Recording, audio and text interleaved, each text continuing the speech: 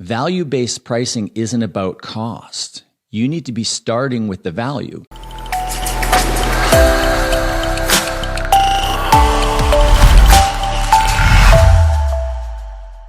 Hey everybody, Blair Enns at Win Without Pitching. I want to thank everybody who's gone to winwithoutpitching.com/AMA to pose questions to me and Shannon Lee for us to answer here. It's been a fantastic way to kick off our new YouTube channel.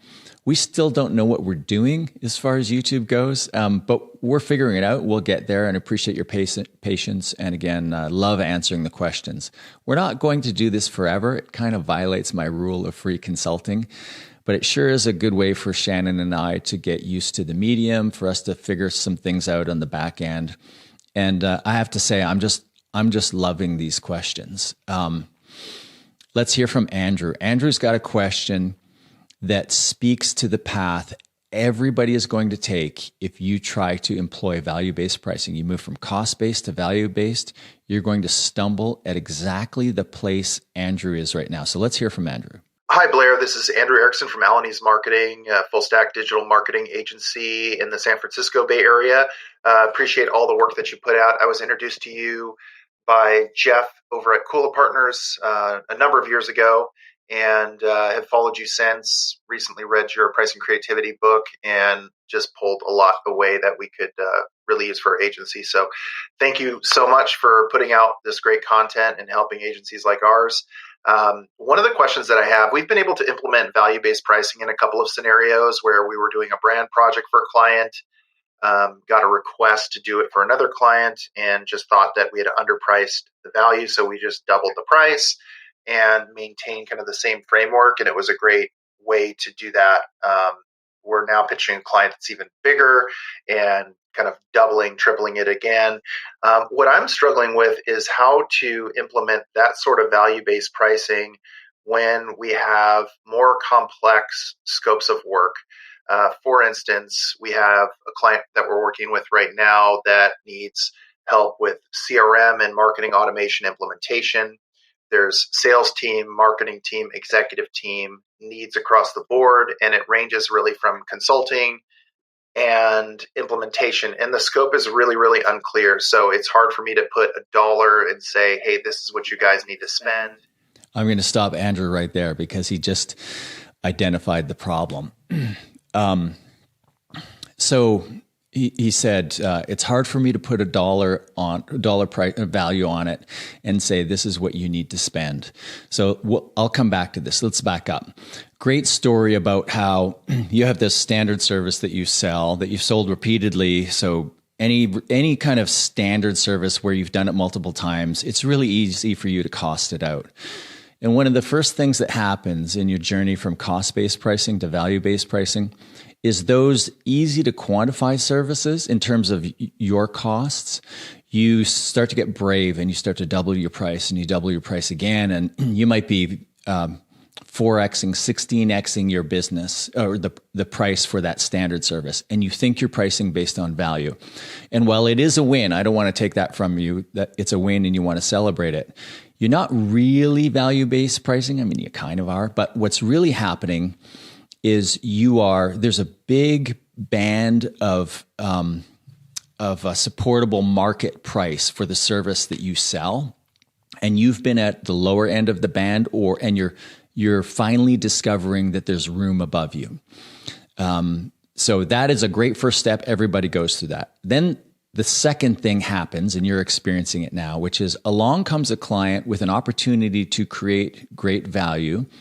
They want to do something big, and you look at the implications, the financial implications, and you think, wow, you could make a lot of money if you do this, but it's complex.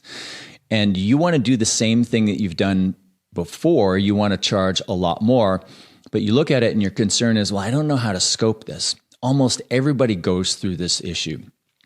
You said, I forget the exact words, but basically you don't know how to scope it, so you don't know you don't know the number to tell them how much they need to spend. Value-based pricing isn't about cost. You need to be starting with the value. So the amount that they need to spend is a number that it's voodoo math that you pull out of your nether regions. But it's a function of the value to be created. So let's say in this case, I'm going to use some big numbers. Let's say in this case, you determined that this client, if the project that they're talking to you about comes off perfectly, they'll create $30 million in net new value. Now, I'm going to use millions. It could be thousands. It doesn't matter what the number is. But let's say it's $30 million in net new profit or value. And you decide the voodoo math that you do says, I think if we could help them do that, it would be fair if we were paid $5 million.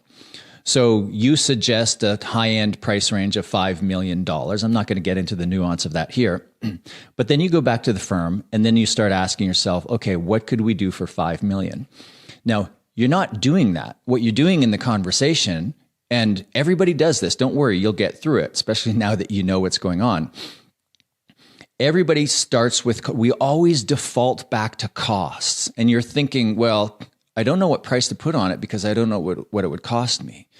And you don't need to know what it's going to cost you. You only need to know what it's going to cost you if it's not a high value creation opportunity. And I mean high value, not in absolute numbers, but in relation to what your cost range might be.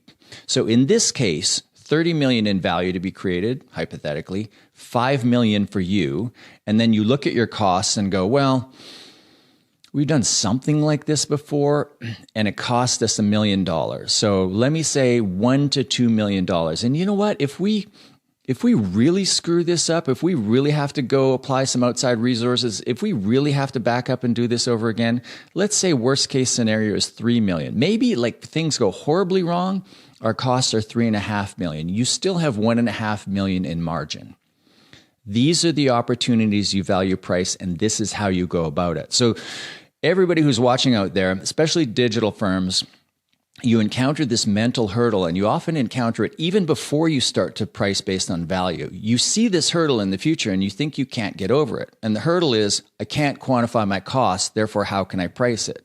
The answer is you arrive at price first based on the value to be created, and then you look at your costs.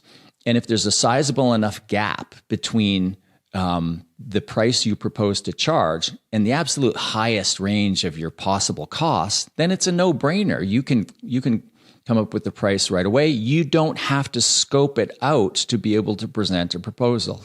You only have to scope it out in detail to present a proposal when your costs are really close to your price. And in value-based pricing, the opportunities that you choose to price based on value, that shouldn't be the case at all. That was a bit of a rambling answer. I hope it helped. Good luck to you, Andrew. Good luck to everybody else. Remember to pick up my book, Pricing Creativity, A Guide to Profit Beyond the Billable Hour. A lot of the answers to your questions are in there. I also run pricing creativity boot camps. If you're interested in joining the waiting list for the next one, go to winwithoutpitching.com and look for the boot camps section there. Thanks again for your questions.